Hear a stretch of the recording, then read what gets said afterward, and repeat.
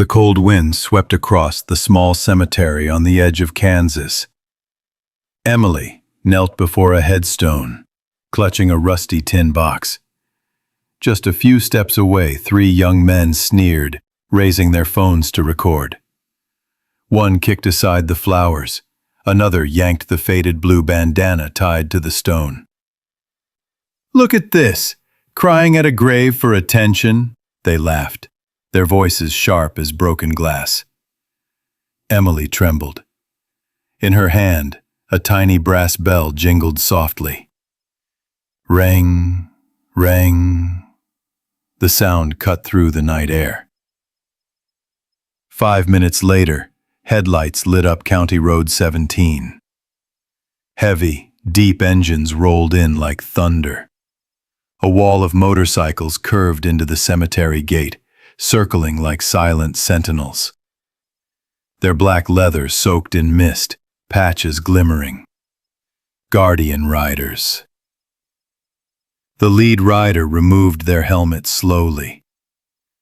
And underneath was the one person Emily swore she'd never face again. She froze. Maple Grove Cemetery sat behind a weathered white church. It was late October. Red maple leaves scattered across the stone paths.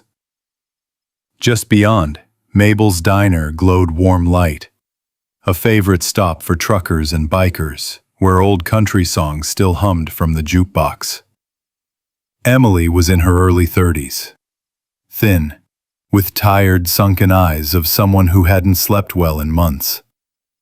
She wore a leather jacket, her late husband Cole's jacket. A small half-moon scar marked her wrist, as if once someone had held her hand too tightly, never letting go. She carried in that tin box a challenge coin engraved with an eagle's head. Cole once told her, "If you ever can't stand on your own, set this coin down. My brothers will know." A stray calico cat with one torn ear, people called it Whiskey, always followed her here. It brushed against her leg, meowing softly. Each time the wind chime at the cemetery gate rattled, Whiskey would lift its head as if waiting for something. Cole had died a year ago on a mountain road. They called it an accident, but why his bike swerved at the last second, no one knew. Emily carried that unanswered question like a stone in her chest. She also hadn't seen Cole's road captain, the very rider who had just taken off the helmet. Earlier that day, before the pranksters showed up, Emily had noticed a black pickup creeping past the cemetery. A sticker on the rear window read, "Prank for fun." She adjusted the white chrysanthemums and blue bandana on Cole's grave. But then, her breath caught. Cole's dog tag, the one engraved Cole Whitman, 1986 to 2024, had vanished from the hook. The air was still, the ground untouched, but something was wrong. Could someone have stolen it, she thought, or did I just drop it without noticing? Her hand shook as she placed the challenge coin on the grass, right at the foot of the stone. Small, quiet. A signal. The three young men returned, blasting music from a Bluetooth speaker. One had bleached hair and a cheap faux leather jacket with a fake Hellhounds logo.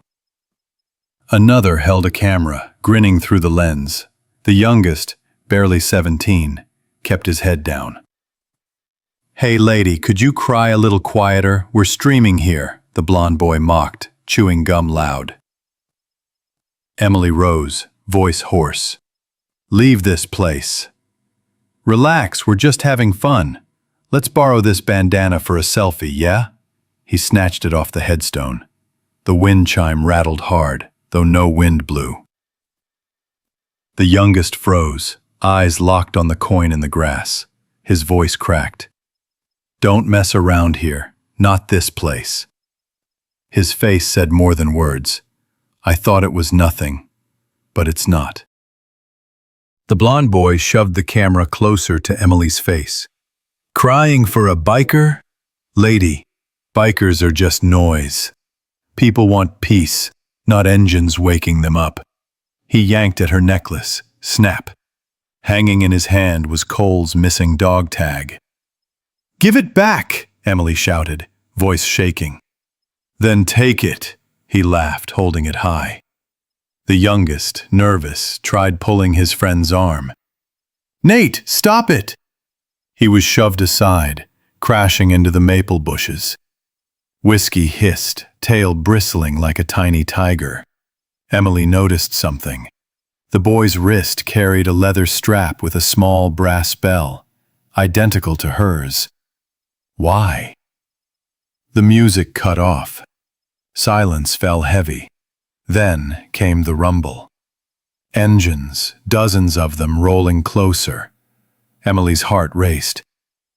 If they really come, what happens now? Headlights flooded the cemetery path. Guardian riders streamed in, forming a semicircle. No shouting, no violence, just presence. The lead rider lifted her helmet. Rosa, short black hair, scar across her cheek. Rosa, the captain the night Cole died. The woman Emily blamed, hated, avoided. Rosa's voice was calm, cutting through the night. "This is a place of memory, not your playground." Nate scoffed. But then the youngest boy stepped forward, trembling. "Rosa, I texted you." He pulled out another dog tag, the real one, scratched and old. "They stole this yesterday. I tried to get it back." Emily's knees weakened. "You know them?" He nodded. "My name is Tyler. I'm Cole's half-brother." The riders murmured in shock. Emily stared. In his eyes, she saw the same spark Cole once carried. "Half-brother of a biker? No wonder you're protecting them," Nate sneered. But Tyler didn't back down. He opened a video on his phone. Rosa glanced at it, then nodded. "Show them." It was dashcam footage from a school bus 1 year ago. A deer leapt into the road. The bus swerved. From the opposite lane, a black cruiser cut across, blocking the bus, forcing both into the grass. The bus stopped inches from the cliff. The rider was Cole. He had turned his wheel, taking the danger on himself. A wave of realization swept the cemetery. The scar on Emily's wrist. The sound of engines at dusk. The blue bandana tied to the stone. The brass bell. All pieces snapped together. From the gate, Hank, the cemetery keeper, spoke. "That bus driver? He was Nate's father." Hank lifted his cap, revealing a radio clipped to his belt. "Your dad asked me to hang a thank you plaque on the church wall. You never read it, did you?" Nate's face drained. He turned, spotting a half-buried plaque under fallen leaves.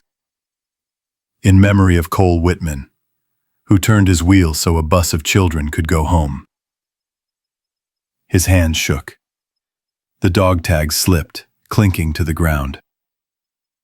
Whiskey patted over, nudged it back to Emily. Rosa stepped closer to Emily, voice soft. "There's something else. Cole gave us a letter for you. He wanted us to wait until you were ready." She handed over an envelope, edges worn. Emily unfolded it, Cole's handwriting.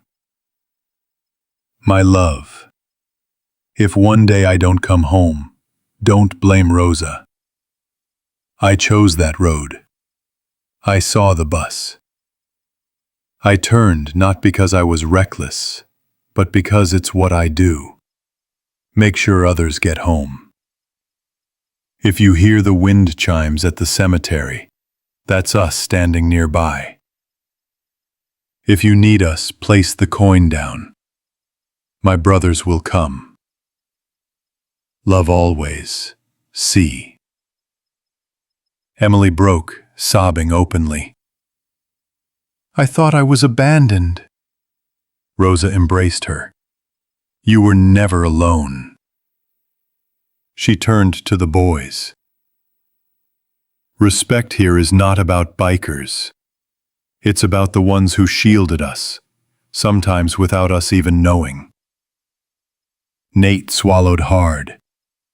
I'm sorry. He peeled off his fake hellhound's jacket, folding it in shame. Tyler handed Emily the scratched dog tag. She hooked it back onto the stone, beside the blue bandana. Then she lifted the challenge coin from the grass. Finally, Tyler pushed back his sleeve, showing a small tattoo of a bell. Cole came to me once when I was 13, fixed my bike, brought food. I thought he was just a kind stranger. Years later, I learned he was my brother. I joined these guys to stop them from going too far. I texted Rosa when I saw their prank online. Every clue from before, the leather strap, the bell, the eyes, now made sense. Night settled. Guardian riders didn't rev their engines. Instead, they stood quietly, each placing a white chrysanthemum by Cole's stone. Hank lit the church lantern, warm light spilling across the grave. Whiskey leapt onto a bike seat, curling like a tiny ember. Rosa handed Emily Cole's old half-helmet. Keep this. Not to ride, but to remember. You've got a family behind you. Nate stepped forward, voice low. My dad never said thank you. He thought bikers were trouble. Now I know. I'll tell him. Emily nodded.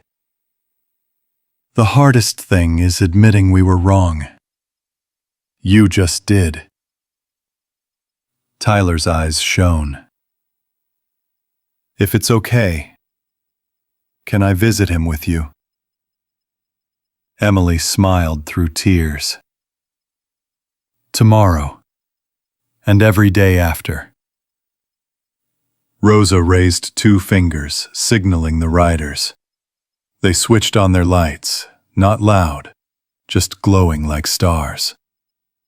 Then they rolled away, steady, respectful. Emily watched until the engines faded. No longer thunder, more like 100 hearts beating in rhythm. She touched Cole's stone. I read your letter. I'll live on. No more anger. No more fear. Whiskey pressed against her hand. From far off, the faint chimes of bells echoed on the wind. Lesson. Respect doesn't need to be taught. It needs to be felt. Sometimes the ones who protect us never say their names. But we know. And when we know, we should say thank you. When someone is hurting, don't point a camera. Step closer. Put a hand on their shoulder. Even a small bell can call kindness to arrive. That's the end of the story. If you found it meaningful, please like this video. And don't forget to subscribe to Biker Life Stories for more tales of biker kindness. Thank you, and see you again.